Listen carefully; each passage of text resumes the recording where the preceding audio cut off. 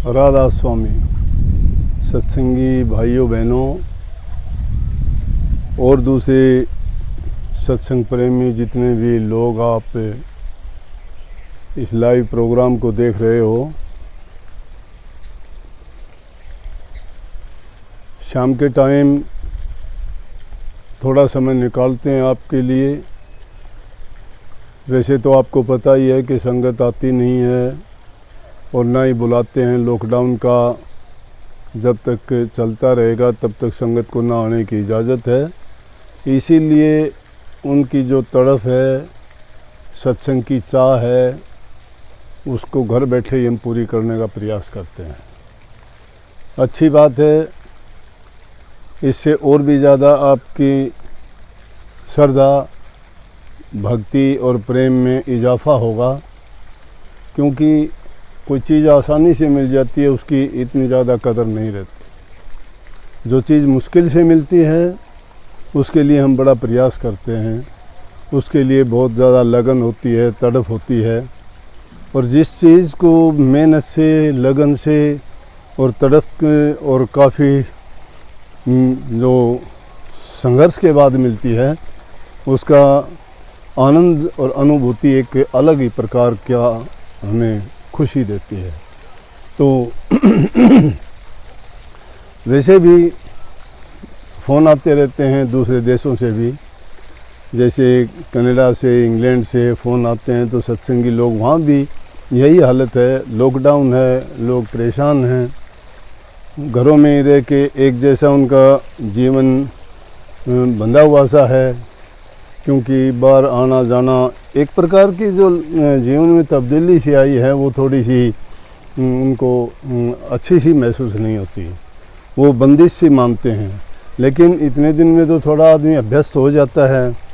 अब घर में रह के थोड़ा थोड़ा उनको आदी भी हो चुके हैं, लेकिन जिन्होंने इस बात को एक बर्डन समझ लिया, इस चीज़ को एक परेशानी मान लिया, उनके लिए दुख का कारण भी हो गया।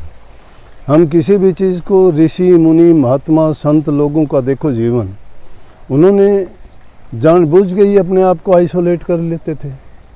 उनको कोई रोग बीमारी तकलीफ़ के लिए नहीं, लेकिन जो बीमारी इस जीव को, रूह को लगी हुई है, उसको वो समझते और जानते थे। वो रोग सबको लगा हुआ है।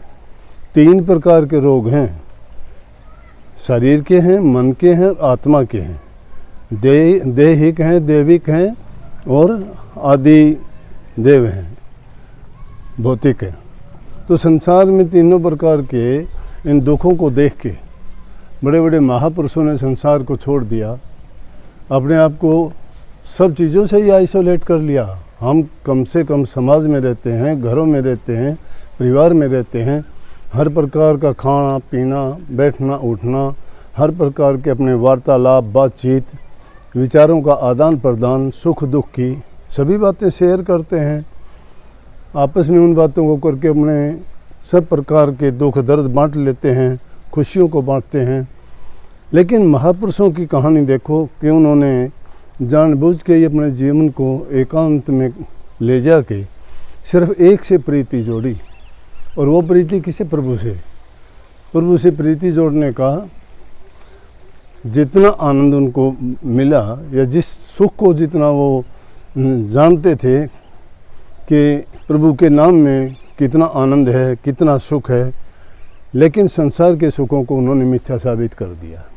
दुनिया में तो कहीं देखोगे, कहीं कर्म जाल है, कहीं भरम जाल है, कहीं धर्म जाल है, कहीं मोह जाल है, जाल ही जाल हैं, बंधन ही बंधन हैं, और उन बंधनों से हम बंधे हुए हैं, खुद ही बंधे हुए हैं। एक ऐसी आदि से होके हम बन चुके हैं, जिस प्रकार से एक कोई गधे रखता था काफ़ी और अपना काम करता था, बोझा ढोता था, मेहनत मजदूरी करके उनसे कमाता था, उन पर सामान लाता, तो कभी जब फुर्सत मिलती तो दोपहर के टाइम उनको बांध देता और खुद विश्राम करता कुछ टाइम के लिए, तो उसके गधे भी विश्राम करते थे। लेकिन क्या हुआ कि एक दिन जो सब गधों को लेके गया, और उन्होंने सब गधों को तो बांध दिया, लेकिन एक गधे को बांधने के लिए उसके बाद रास्ता नहीं बचा। अब उसको कैसे बांधता? कुछ भी बांधने का जब उसके पास नहीं था तो उसने क्या कहा कि कहीं चला ना जाए, उसका कान पकड़ के और वो वहीं बैठ गया। ना वो ठीक आराम से खुद बैठ पाया और ना ही उस गधे को कहीं आराम करने दिया। जब ऐसी हालत उसकी देखी तो एक महात्मा वहाँ से गुजर रहे थे। महात्मा ने उससे देख के पूछा, अरे भाई ये क्या बात है? कहने लगा कि मैं दोपहर के टाइम विश्राम करता हूँ, रोज़ाना ऐसा करता था, आज एक रस्सा कम हो गया तो इसलिए मैं इसको बांध नहीं पाया, बाकी सबको बांध दिया, इसको कैसे बांधूँ? वो कहने लगे कि इसको बांध सकते हो बिना रस्से के भी। बोला वो कैसे?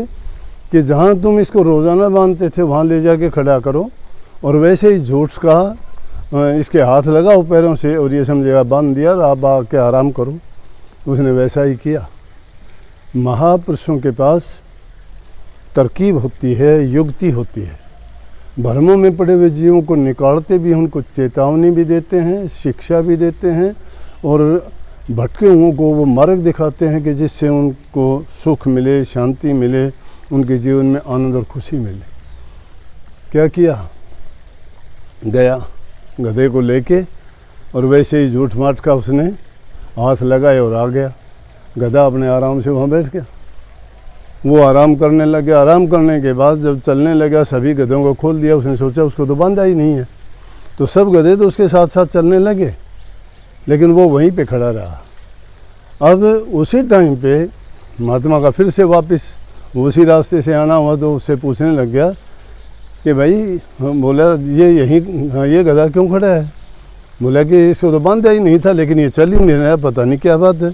बोला नहीं, इसको खोल लो आप, ये बंधा हुआ है। बोला बंधा हुआ, इसको बांधा ही नहीं था। बोला जैसे बांधा था वैसे इसको खोलो भी। बोला कि इसको भरम है कि तू बंधा हुआ है, इसीलिए तुम इसके पास जाओ और उसी तरह से जैसे हाथ पहले किए थे उसी तरह करके और छोड़ दो। वो उसके पास गया और जाके उस गधे को वैसे ही उसने किया तो उसने उसको छोड़ गधा वहाँ से और उनके पीछे पीछे हो लिया। इसी प्रकार से इस दुनिया में हम उन भ्रमों में ऐसे ही बंधे पड़े हैं, आडंबरों में, पाखंडों में, झूठ में, कपट में और संसारी विषय विकारों में पड़ के हमारे जो विचार है, ज्ञान है, समझ है, वो ऐसी हो चुकी है कि हम किसी बात पर इतबार ही नहीं करते, क्योंकि इतबार हमारा खुद पे ही नहीं रहा। इतबार हमारा खुद पे ना होने का कारण क्या है कि खुद जब हम इन भ्रमों में पड़े हुए हैं तो उन भ्रमों में से नहीं निकलते हैं, तब तक हमें सब बातें मिथ्या लगती हैं। किसी में हम सच्चाई नहीं देख सकते, किसी को अच्छा नहीं मान सकते, किसी को ईमानदार नहीं मान सकते। क्यों? कि उन चीज़ों को देखते देखते हम कहते हैं कि पूरी दुनिया, पूरा संसार ही ऐसा है। वो कैसे? हम अपने विचार बताते हैं, जैसे हम होते हैं दूसरे हम वैसा ही देखते हैं। ना किसी का एहसान मानते हैं, जो हमारा नेक भला करता है उसका भी नहीं मानते। बुरा करता है वो तो अपने लिए करता है, लेकिन फिर भी अगर किसी ने कर भी दिया तो हम उसको ये नहीं समझते कि इसने कोई हमारे ऊपर एहसान कर दिया, हमारे लिए अच्छा कर दिया, या हम उसके प्रति कोई ये कृतज्ञता दिखाएं। नहीं, अब इस वक्त में ऐसा है। लेकिन एक चीज़ है जो इंसान को सही रास्ता दिखाती है और उसको ये बताती है कि अच्छा कर्म करने से तो अच्छा ही होगा। प्रभु की भक्ति करते करते इंसान का मन और विचार और ख्यालात जब पवित्र हो जाते हैं तो वो इंसान हर बात के महत्व को जानता और समझता है।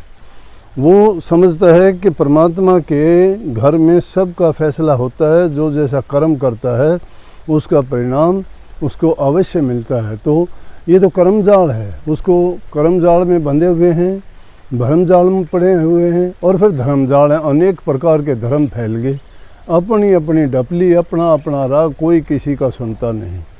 को अपनी अपनी बात कहते हैं, अपनी बात को मनाने के लिए झूठ पाखंड का सहारा लेते हैं। भोले जीवों के लिए अनेक प्रकार के ऐसे पाखंड बना देते हैं कि जिससे बेचारे भटक जाते हैं वो, और वो ऐसे भटकते हैं कि सच्चे को भी झूठा मानते हैं और झूठे तो उनके सामने झूठ हैं ही हैं, और वो उनसे बंध के उनका जीवन, उनका टाइम, उनका वक्त बेकार चला जाता है।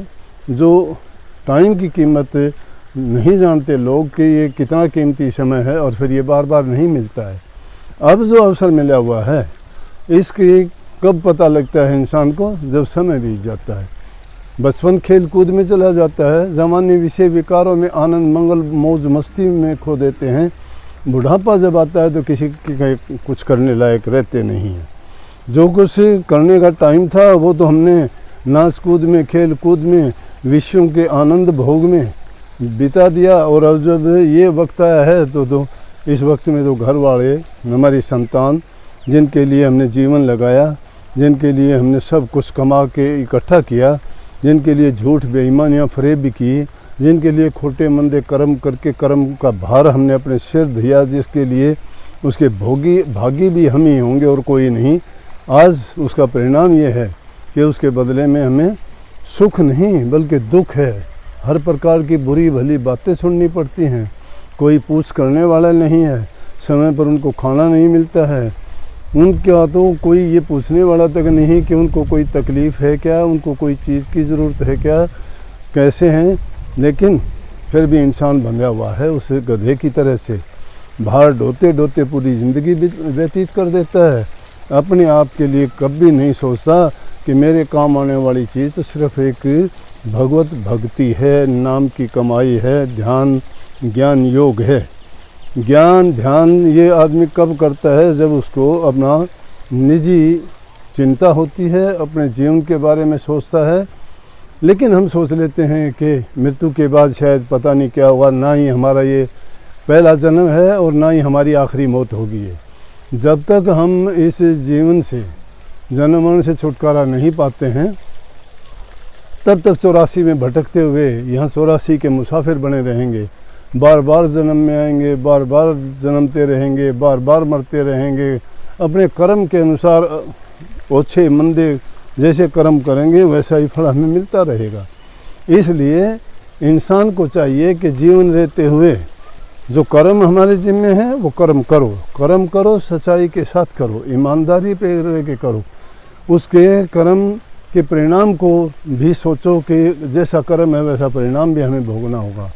लेकिन ये भूल कभी ना करें कि मंदे कर्म करके अपने जीवन को बर्बाद कर दें और फिर आखिर में ये पछताना ना पड़े। इसलिए प्रभु की भक्ति ही एक ऐसी चीज़ है जो इन सभी जालों से निकालती है। उसके सामने कोई भी परेशानी, कठिनता या कोई भी समस्या नहीं खड़ी रह सकती। प्रभु का नाम सब दुखों का इलाज करने वाला है, सब पापों का नाश करने वाला है, सब प्रकार के रोगों और बीमारियों से छुटकारा दिलाने वाला है। इसलिए प्रभु की शरण में जो चला जाता है वो कभी भी इन चीज़ों से घबराता नहीं। तो आप भी, समय है ये, इसमें ये आदत डालो कि प्रभु के नाम का सिमरण करो, ज़्यादा से ज़्यादा टाइम भक्ति में लगाओ। उसके साथ साथ तुम्हारा एक आदत पक जाएगी। जो आदत बन जाती है इंसान की, फिर उसमें उसको आनंद आना शुरू हो जाता है और फिर किसी प्रकार को उसको ये महसूस नहीं होगा कि मेरा टाइम कैसे पास होगा, अब मेरा क्या होगा। जीवन तो बहुत थोड़ा है, हम बड़ा मानते हैं, कभी भी ये देखते देखते चला जाता है, एक एक पल पल करके खिसक जाता है। वक्त की कीमत को पहचानो, इसकी कदर करो और इसको आनंद से, खुशी से जियो। भार मत बनाओ किसी चीज़ का, लेकिन सच्चे होके जियोगे, अच्छे कर्म करते हुए जियोगे, भक्ति में मन को लगाओगे, सबसे प्रेम करोगे, मन के अंदर श्रद्धा, यकीन, विश्वास रखोगे, सत्य के मार्ग पर चलोगे, तो जीवन अपने आप ऐसा पवित्र और सुखदायी हो जाएगा कि मन में शांति रहेगी, संतोष रहेगा, आनंद के ठहाके लगेंगे और देखते ही देखते ये जीवन हमारा स्वर्ग के समान हो जाएगा। अच्छे गुणों के अपनाने से इंसान का जीवन सुखी रहता है। बुराइयों में पड़ने के कारण इंसान दुख और परेशानियों से घिरा रहता है। इसलिए ये चिंता छोड़ के प्रभु के नाम में अपने मन को लगाओ। मालिक सबको शांति दे और भक्ति में आपके मन को लगाए। बहुत बहुत आपको आशीर्वाद। राधा स्वामी।